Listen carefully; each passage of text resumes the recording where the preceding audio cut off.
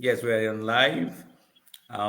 Dear audience, ladies and gentlemen, and dear students who are there, we are starting this little conversation with Dr. Lionel Thomas, who is a professor of American Studies in UMass Boston, and we have this privilege to talk to her this afternoon about American culture and beyond the other.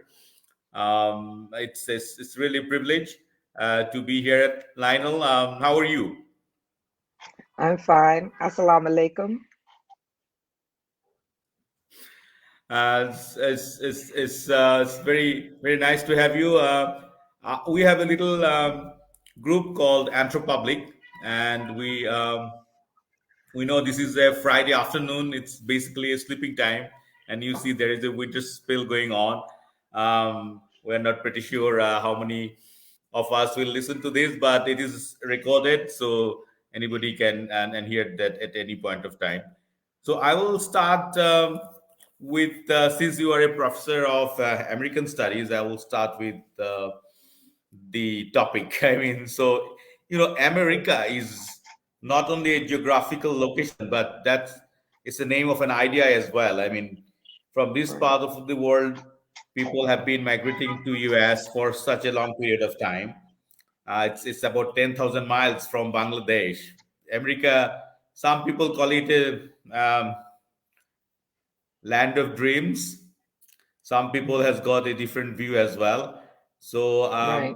it's an it's a privilege to hear from a professor of American Studies how he perceives America. Lynnell, over to you.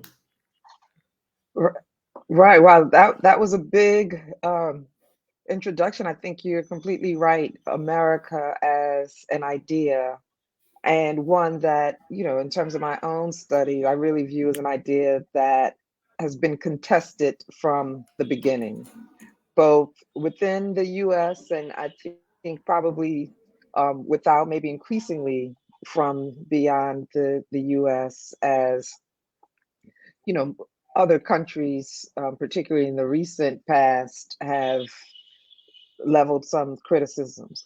And I mean that also is not recent. People, I think it's been an important tool of propaganda for many countries to point to the ways that America is not living up to the ideals that it professes. And for African Americans, and that's the group that I study in particular, there's been a long and rich history of struggling with the idea of America. You mentioned it as the city of dreams. Malcolm X most famously talked about the American nightmare, that there was Activist. not an American dream, right? Activists who began with the Nation of Islam and became a Muslim, and who was really played a pivotal role in the United States in um, cultivating African American agency and demanding liberation and human rights, really on a world stage for the plight of African Americans, and was one person who was definitely critical of um, the American system of government and particularly its treatment and exclusionary practices for African Americans. Okay, so I find the internet connection is little challenging, and uh, there's kind of the sentences are a little fragmented, but however we can get the gist of it. so Okay. uh, so do you think the freedom of speech and the democracy that is I mean preached all around the world by the Americans, that's the how is the state of democracy and the freedom of speech in the US? That's really a I don't want timely to question. I didn't want to give you a trouble to engage in any political kind of an engagement, but we're talking from an academic kind of a lens, you see. Right. Well, I mean, it's hard not to be political. That has to come up. Today is actually the second anniversary of the riot at the U.S. Capitol, January 6th, 2 years ago in the U.S. The some people who were supporters of Donald Trump did not want to verify the results of the election. Professor Mazar, you am I still with you? The screen is frozen on my end.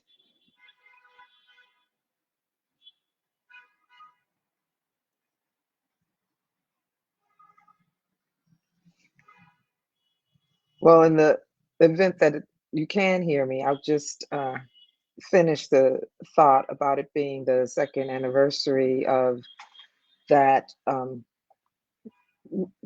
really challenging time in the US history. And it, I think, speaks to the fact that freedom and democracy is very fragile. It's something that we can't take for granted.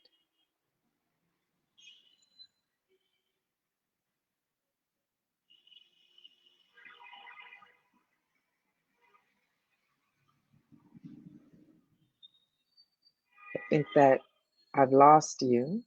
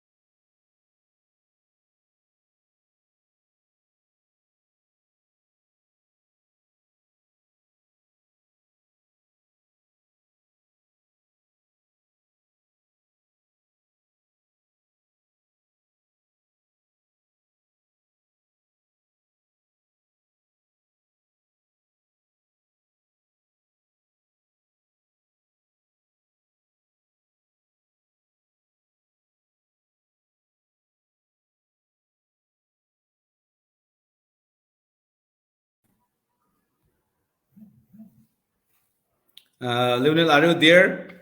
I mean, I'm so sorry. The internet connection is like it's one of the it was the Wi-Fi was gone, and yeah. So I'm Well, sorry. that's fine. I was starting to wonder. I started talking about US politics, and all of a sudden the connection was lost. So maybe I need to be more careful. Okay, so we are back now. So would you please start again? Well, I was saying, now I'm saying with a little bit more trepidation that you asked about freedom and democracy in the U.S. and today is the second anniversary of the riot on the U.S. Capitol when supporters of President Donald Trump, who had lost the election, did not want to certify the results of that election and really had a violent attempted overthrow of the government, those core foundational ideas of America. So, what I was saying is that those tenets, democracy is very fragile, it's precarious. We can't take that for granted. It can't just be slogans and rhetoric. It's something that, when I mentioned the idea of America being contested, that those institutions are things that have to be constantly renegotiated and redefined and supported and protected. Even as we speak, there's been an ongoing struggle in our House of Representatives to elect a Speaker of the House because there's a right wing faction of the Republican Party that doesn't want to elect that Speaker. And I think it's important as a historian, though, to remember that this is not an isolated event. There's historical precedent, so it shows us that this has never been a smooth or easy experiment, democracy in the United States, and continues to um, be challenging for many people. And a lot of us have a vested interest in trying to protect it, or maybe protect it is not the right word, trying to make it so that it's finally fulfilled in a lot of ways. For many people, it's been more of a promise than something that has ever been a reality. Right. So so that big U.S. package of the freedom of speech and the democracy that they preach all around the globe uh, should should really be I mean, seen from a very what we call emic approach from a very insider's way as well, rather than all the time the outsider's way. How the world see US is also important. How US see US and how they critically engage with their democracy and their freedom of speech. So thank you Right, for raising this very important point here. Now, if you see the today's world, one of the very, I mean, very challenging point is the diversity issue, because the more we preach about diversity, the less we practice the diversity issue around the globe, and we see the rise of that racism, quote unquote, the rise of that religious kind of ethnocentrism. So, right, how do you see this? I mean, how this cultural diversity issue could be dealt um, in the land of democracy? How it start with U.S. I mean, then right, we'll tell some other stories in the around the globe. right. Um, so in the U.S., I mean, it's only it's been a country where there's been diversity from the very beginning. I mean, with the indigenous groups that came from different parts of the country, and then as Europeans arrived and Africans were brought over enslaved, but it wasn't a diversity that was valued, not so much for, it was in the history of the United States, white supremacy prevailed. So the experiences and the contributions of other groups weren't off were although the country depended on those, depended on the labor, depended in a lot of ways on the culture, the groups themselves were often marginalized and discriminated against.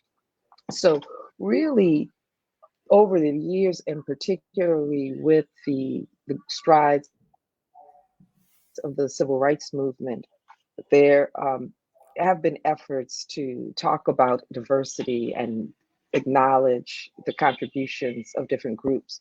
But I think in the US, we have seen the limitations of that approach. It's not enough to just talk about, different groups and their contributions if there's not equity. So there needs to be a way to address the power differential, the increasing disparities in wealth that are often racialized, so that many poor groups or groups of color, there's a widening gap between incomes of those groups and white Americans. So to look at just having everyone in the country is not enough if everyone does not have access to the resources and materials that they need to be able to live a quality life. So it is no longer everyone's land. Well, clearly it was never everyone's land because some people just took land that um, didn't belong to them and forced other people, in the case of enslaved Africans, to work and develop land that they weren't paid for. So the idea that it was everyone's land in a literal sense never did occur. And a lot of times the idea of, you know, when even in the founding documents, the vision that was for Americans was very limited, not including women, not including African Americans, not including people who were not landowners. So when I talk about the idea of America, the fact that those things have changed to be more inclusive has come as a result of a lot of struggle um, from a lot of different groups to be included in what that idea of America entails. So do you think is there any kind of a democratic and republican kind of a uh, policy that, for example, after Donald Trump, we have seen that there is less tolerance of the other groups rather than the whites. And there is a widespread notion that Democrats are more tolerant to the ethnic groups rather than Republicans. So, is that the reality? Well, I think that I mean that you're already asking the hard questions. I think that there are a lot of people who legitimately criticize the Democrats in terms of taking for granted the votes of um, people of color and not having to actually do any work to support them.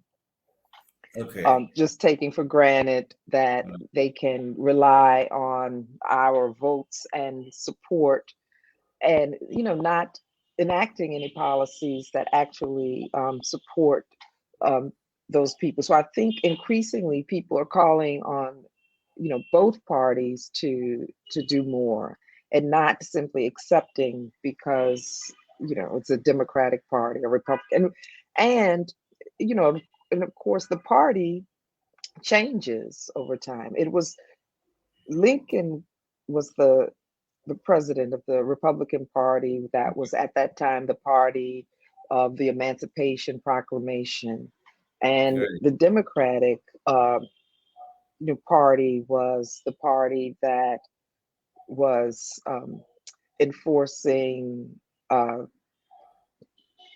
slavery and segregation.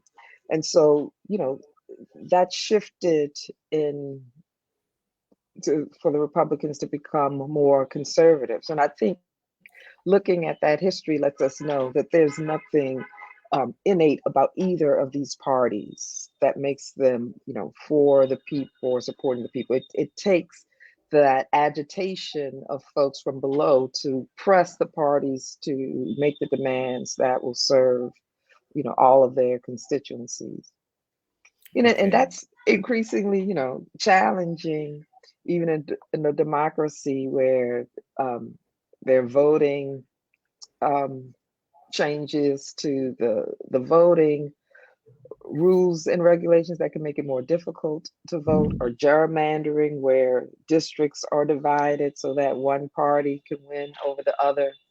So, a constant fight that continues to be ongoing in the US. Okay. Okay. Thank you. Now let us look beyond U.S. I mean, are you born in the land of USA, or you Yes, are I you're am.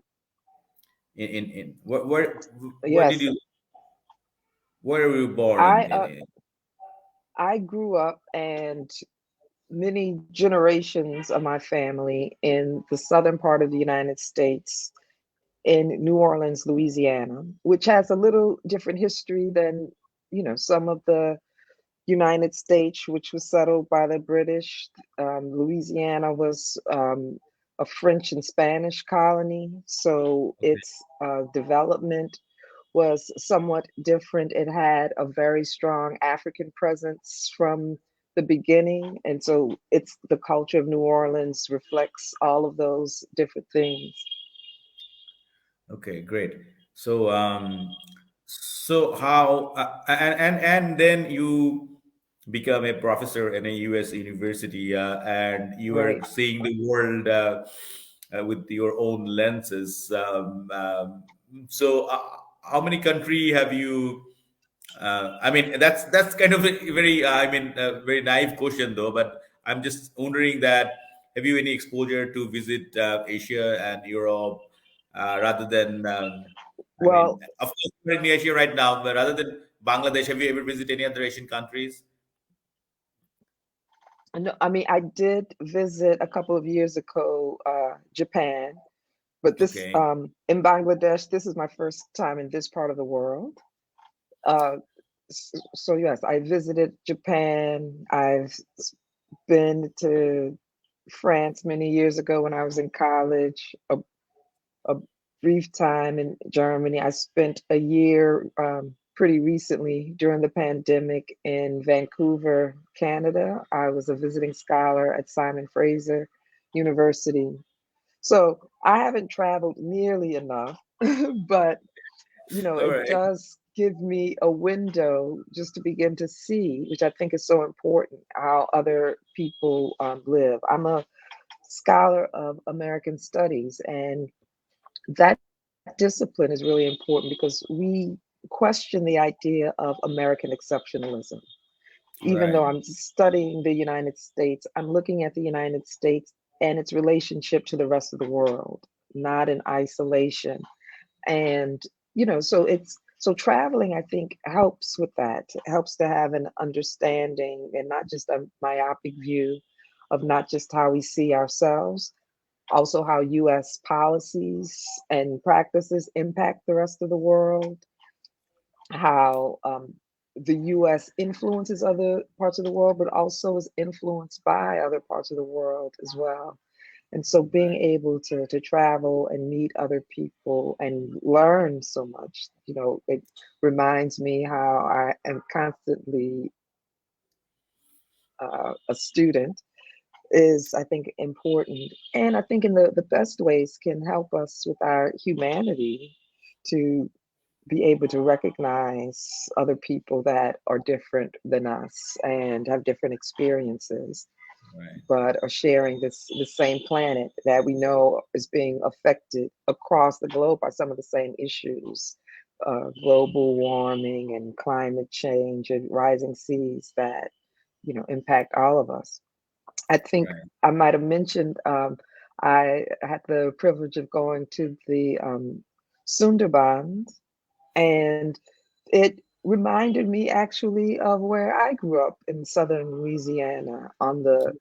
We're on the Gulf of Mexico and the Sundarbans in the Bay of Bengal, but that same sort of topography, a little different wildlife. We have alligators and not crocodiles, but That's you know, that's and Sundarban. Sundarban is called is the largest mangrove, natural mangrove in the world. so I mean, and so that is different. We don't have mangrove forests, but we have, being part of the Delta region, have some similarities in Right. the ecosystem, and probably some of the same challenges with, rising sea levels and the impact on those communities on the coast. And I think, traveling helps us see those ways that we are connected, and Yeah, hopefully ways that we can work together to solve some of those issues. right. There are a couple of communities who live with those forests. I mean, those forest communities, they'll live on Sundarbans. I mean, the ecological benefits or adversity that comes from Sundarban. Right, So there are a couple of anthropological ethnography done on that particular region, particularly with the habitats or with the residents who live in and around Sundarban areas. So right, that could be interesting to know. And I'm just wondering that so you're born and brought up in the U.S. and you have seen right. the quote unquote the golden days of US, where every person can have an all American dream or a blah blah blah thing. And do you think that America is going to a direction where you have to think about a new American idea? I mean, that's a new America than the America that has been perceived over the years. Are are Well, I are, are think, you are we living in a new American age, or we're living in the same America? I mean, it's one of those questions that's difficult to answer as a historian, because we it's hard to say until we can look back to see. But the thing that I'm think is important to know is just that for a lot of people, that, as I mentioned before, it's always been a place that has had particular challenges, and people have been fighting to make it a new America. So I think for a lot of us, that story has not necessarily changed as much. There have been, I think people, there were expectations, people, for instance, because there were many important legislative changes after the civil rights movement, where African Americans were able legally to participate more fully in US society. So I think for some people, they thought that that marked a new era, but that didn't really help with the economic disparities. And now in many parts of the US, the school systems, for instance, public education, in many cities and communities are as segregated or more segregated than they were before. Many people looked at the election of our first Black president, Barack Obama, as potentially a new Right. era in American history. But these, as important as they are, these, momentous events do not change the character and the fact that it continues to be something that is, a struggle. And I think a struggle, particularly as long as power is involved, Right. and some people who want to maintain that, and others who are trying to have a more equitable distribution of that kind of power and resources. It's And I great. think that is has always been the story of the Right. US, irrespective of the different momentous events. Right. Right. Right. Right. Thank you. And one of those last questions, sir, because we do it for 1 hour, and the I mean internet challenges that took I mean 5-10 minutes, and so Well, but right. but Well, that'll teach me from trying to talk about U.S. politics again.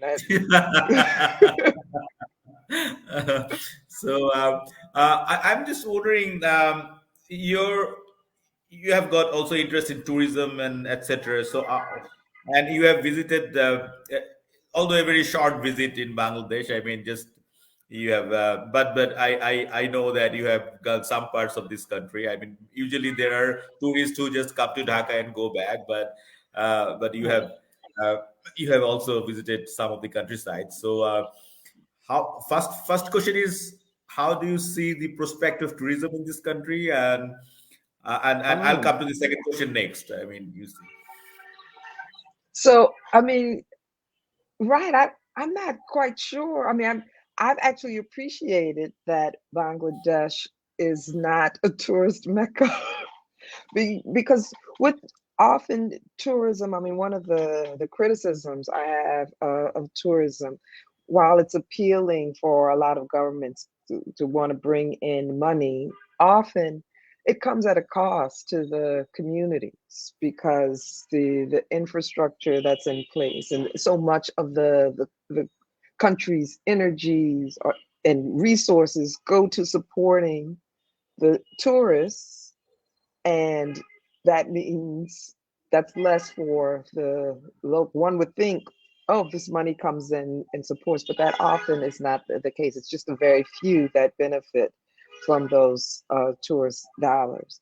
So there's something that has been appealing, although I see that there certainly is lots of tourism in the Sundarbans, for instance. We saw the boats, and I think I understand that maybe some of those communities have been displaced because of that increase in the tourist industry to create more of an infrastructure to support that. So, those are some of the costs potentially.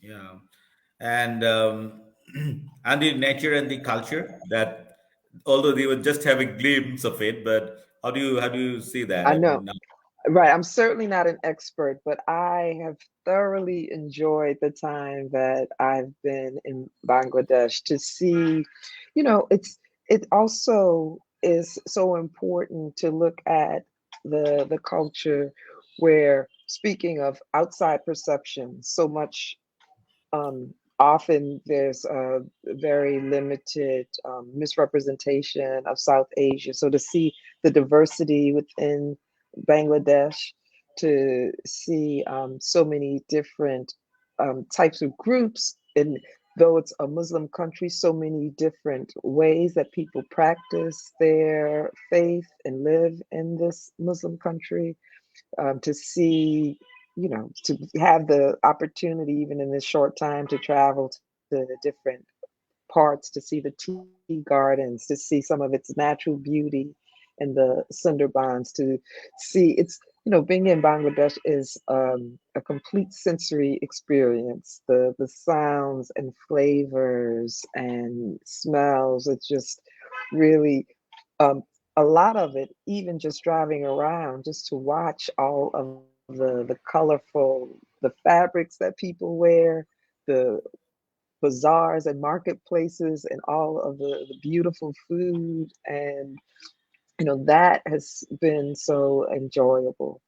And then the opportunities to visit some of your universities and see how much reverence and respect your students and faculty have for education and the possibilities that it affords has been, humbling and inspiring for me as an educator. it's great. The way you have put it in such a way that I'm kind of like, oh, so good. Thank you, Lynnell. It was wonderful to talk to you and get a chance to meet with you in person. It is such a great opportunity for me and from my students and colleagues to also listen to you in this little conversation that we're having right now. So I since we get to do it within an hour, so I mean that's a little kind of, people do not have that patience to listen hours after hours. So uh during the during the COVID we did it in a regular manner from Institute of Applied Anthropology and from the Anthropublic, the little group that we have, online group, and we used to do it every often. But now that the life has more opened up and people are not in home anymore during as they were in COVID time, so these webinars is becoming less popular than before. I mean, you see, so we do not want to extend it more than 1 hour. I really like to. We have got another 10 minutes to go. Do you want to say any other thing? If you really like to, if you want to say any other thing, and then we'll just conclude.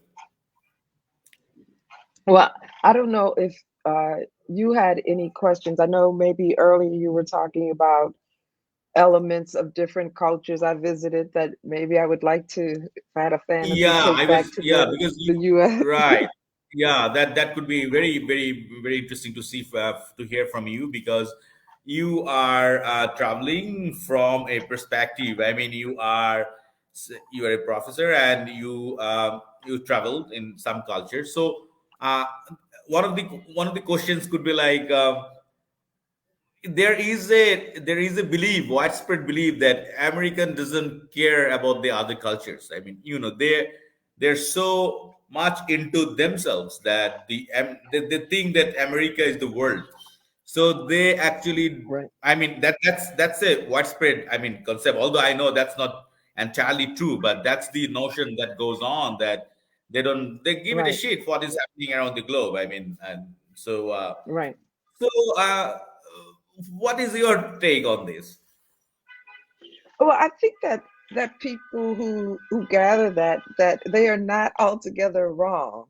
Although I do think, one of the things that it's probably hard for people to understand outside the US is that all of the US is not the same.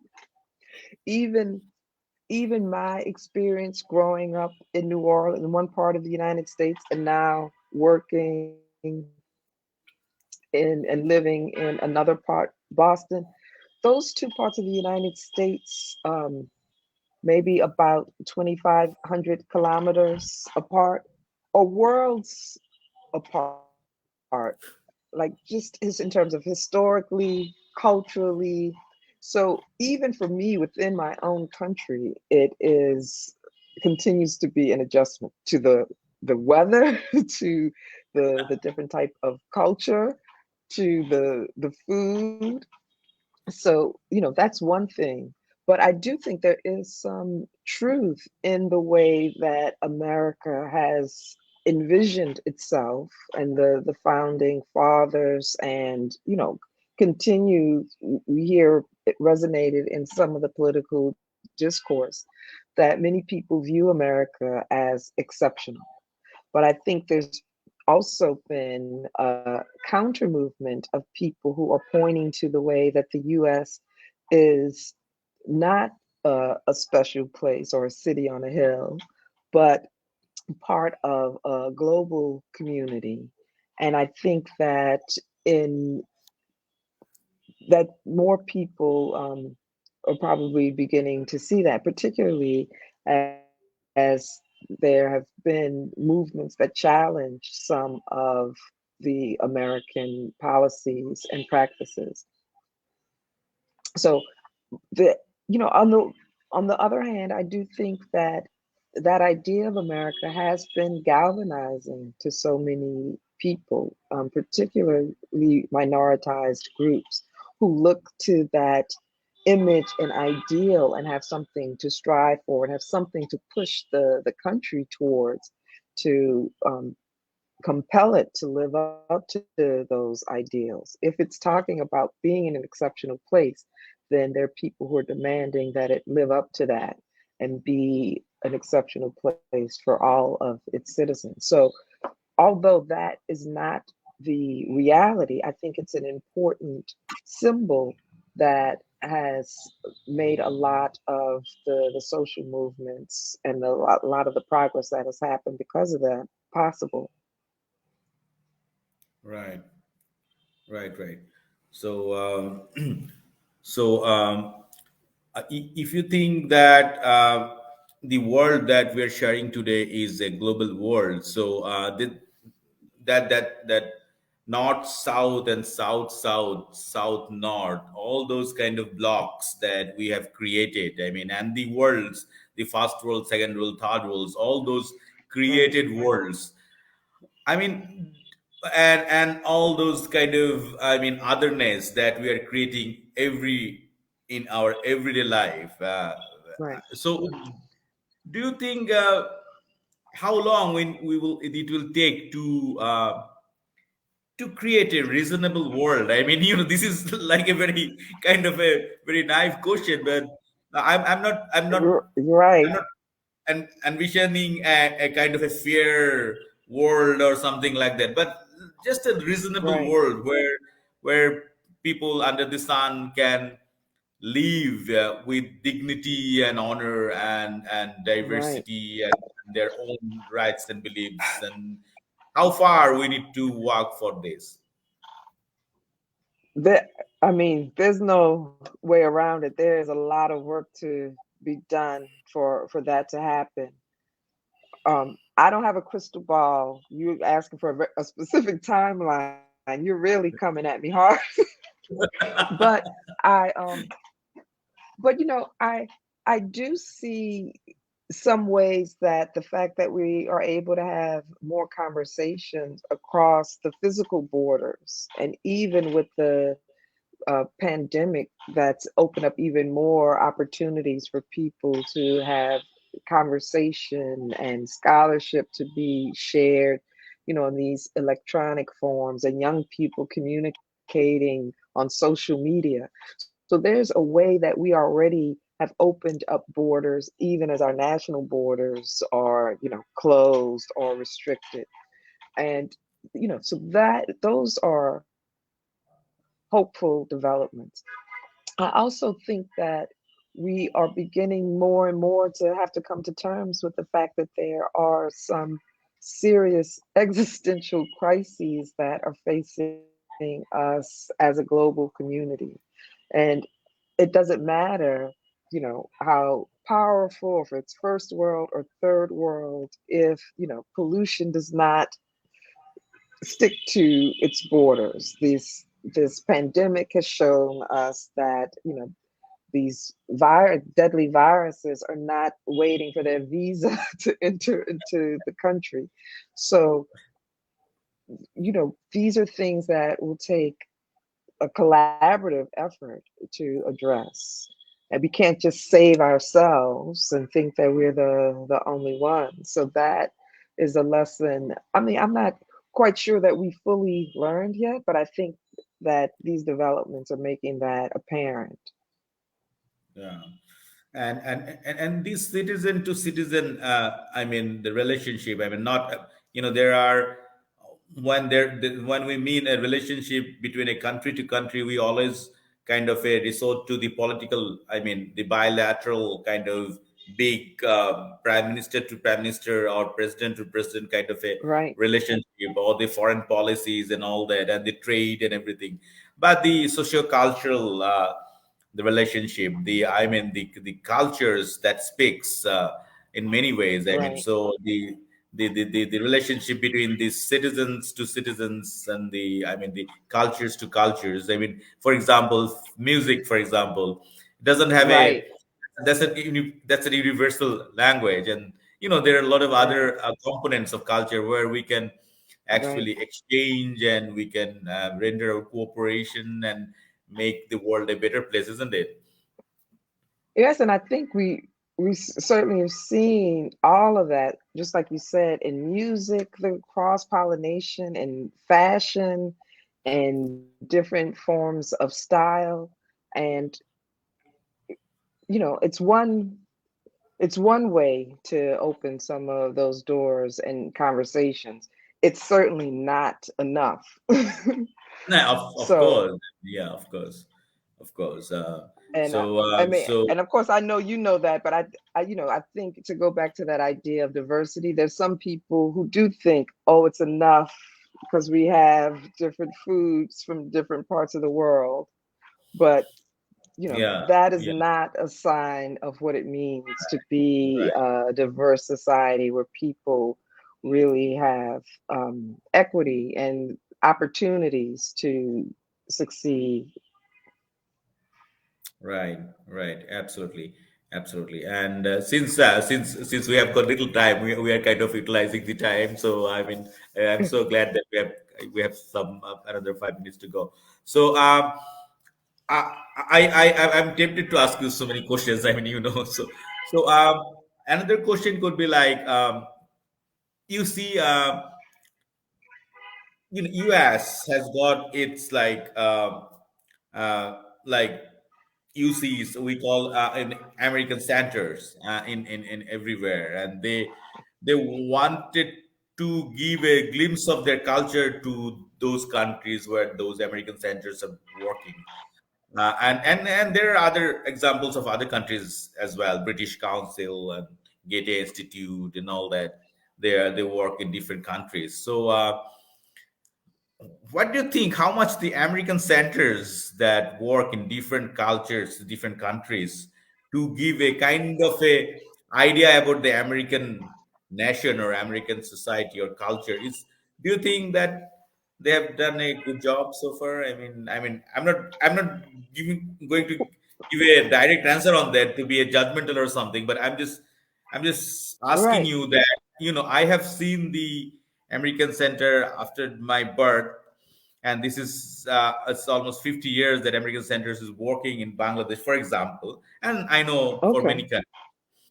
So how much effective they are there, except for giving some scholarship and some exchange program? I mean, how much they're into the society to give them an idea about the American society? Well, actually, Professor Mazar, you're going to have to tell me more about these centers. I'm less familiar with this and the particular project. No, if America in the U.S. embassy, there is a kind of a American center they run in every Mm, country. Probably you've heard about, but particularly I don't know if it start with the USAID office or something, but they have got a I see. American Center office, and they host some library and they host a couple of talks and things in every month. So like British Council, they have also something that I don't see any any kind of a thing that they do to know let the native country know about the American society. Like, so for example, if I see. you do an American week, for example, that people will be able to know the cultures and the society of US there in the American Center or something. If they show certain films of, I mean, Right. Hollywood, where they will be able to see the cinema or the films of the US. So I don't really see that very much. I Right. mean, from the American Hmm. center, but there is a center in Dhaka for Oh, such a long time. I mean, I'm sure this center exists almost in every country where the U.S. embassy exists. So yes, this is really interesting. I um I mean, I'm not familiar with it, but the questions I would have would really just be to figure out what the history of these centers are and what the initial motivation was to develop this. Was this part of the efforts that the United States had to send out, in some ways doing some ideological work to build support for the US throughout the world? So right, I'm really curious about these centers, and that might determine what the nature of the type of programming that it does. Yeah, I'm asking you because you are you are a professor of American studies. So America has got a kind of a center all around the world. So I mean, probably you'll be interested to know about the what those. Right. It seems right. Now you've given me some homework to do. So probably that's an interesting because if it's a, for example, we do not have any Bangladesh center in anywhere in the world. But Right. I mean, but although we have embassies and high commissions in many countries, but that's it that they issue visas Hmm. and all those I mean regular thing, but we do not have a center where the culture and the films and any other forms of the native things could be displayed or could be showcased. For example, India Right. has got, I mean, Indira Gandhi Center in Bangladesh, and they actually exhibit a lot of things. They show Indian culture over here because those are Okay. big countries, and India and US, those are big countries. They have got those centers. They can afford it Right. to see to make it happen. We cannot afford to even Right. run an embassy, but you can afford to run a center as well. I mean, Right. that's the point. And so, but Right. but for what those centers are doing, that's my one of my I'm really interested to know because probably one of the objectives of making those centers were to give the native people an idea about their own culture. I mean, for US center, the US society; for the Indian center, the Indian society, Right. or culture or something. So I don't see much of those things happening, so that could be another space where we can Right. have those uh, I mean, we can understand each other. I mean, and break those Right. misunderstandings about the cultures. I mean, if we know you, Right. then we'll be able to, I mean, understand what your aspirations and what you want to really want to do. But if I don't know you at all, I mean, I will have those all kinds of misconception about Right. you. So if there is a center, we need to harness that opportunity to make it happen. So I'm giving you this little kind of I a see. thought. So if you And can, I guess I'm also interested in, I mean, the US does have a history of, sending ambassadors, including someone like Louis Armstrong out in the early 20th century to be goodwill ambassadors. And right, he was a famous jazz musician, trumpeter from New Orleans, where I was born. And so, but one of my questions is that should we be looking to the governments, as you talked about, thinking about they have their particular agendas and about trade and bilateral agreements, or is there more some centers that we can be thinking about developing that maybe are more grassroots or from cultural institutions or academic institutions right, where if the objective is really about sharing and communicating across cultures, maybe that would be those types of institutions might be more appropriate. Um, and to be able to also show some competing ideas and identities, the multiplicity of voices, not just a single sort of view that maybe comes from a government. So I do have my homework assignment to check out what work the centers are doing, but I also wonder if there's some alternative ways to right. really more effectively do the kind of work that you're talking about. Right, right, right. So thanks a lot, Lionel. We look Thank forward to have you. more kind of conversation and kind of collaboration with you and with the universities and institutions in this country. So thank you ever so much to give me this little time that you could afford, because I know you are busy with you have a short visit in Bangladesh, but within your schedule you have given this time to our listeners. So thank you ever so much. Thank you so much. It was an absolute pleasure. I have enjoyed this brief time I've spent with you on the program today. Thank you for doing this work and getting this kind of information out to a broad public. I think that's so important.